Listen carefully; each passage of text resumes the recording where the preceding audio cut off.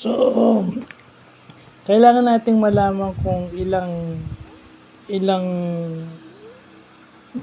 gaano kahaba o ilang kilometro meron sa isang latitude, ilang feet, ilang miles sa isang latitude at longitude, no? Yung 1 minute sa latitude ilan, 1 minute sa longitude ilan. So kasi ginagamit natin maps or cartography. Sa geography to, so pwede nang combine ng geography tsaka math dito. At saka yung scale ng mga maps is naka-base dito. Diba, lagi natin naririnig sa math at saka sa physics na yung drawing is not withdrawn to scale. So pag gagawa tayo ng map, yung scale ng map yung ating ginagamit. So sa 1 degree latitude, meron tayong 364,000 feet o 69 miles. So ang laki pala nun, ano? Sa isang latitude, 364,000 feet o 69 miles. Yung 1 minute sa latitude is 6,068 feet o 1.15 miles. So 1 minute latitude lang yun. 1 second is 101 feet.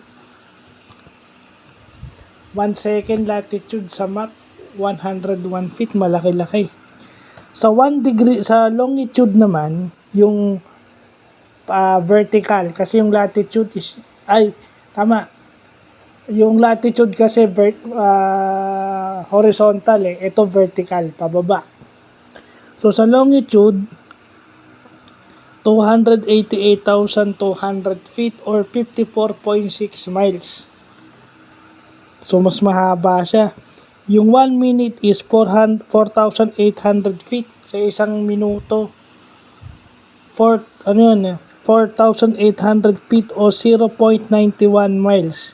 At yung 1 second is 80 feet. So eto malalaman natin dito, no? Kasi sa map yan Yung longitude at latitude, malalaman natin kung gaano kalayo yung isang lugar, no? At saka syempre factor dito rin na determine yung time zone nila, no? Kung anong oras na dun sa lugar na yun. So yun yung maganda, no? Yung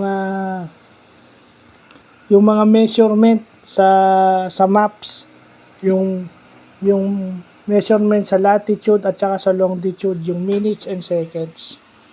So, yun yung magandang natututunan natin. Added information to. Kasi kung kailangan natin ng conversion of units, dito, ito na yung conversion factor. So, yun lang pa.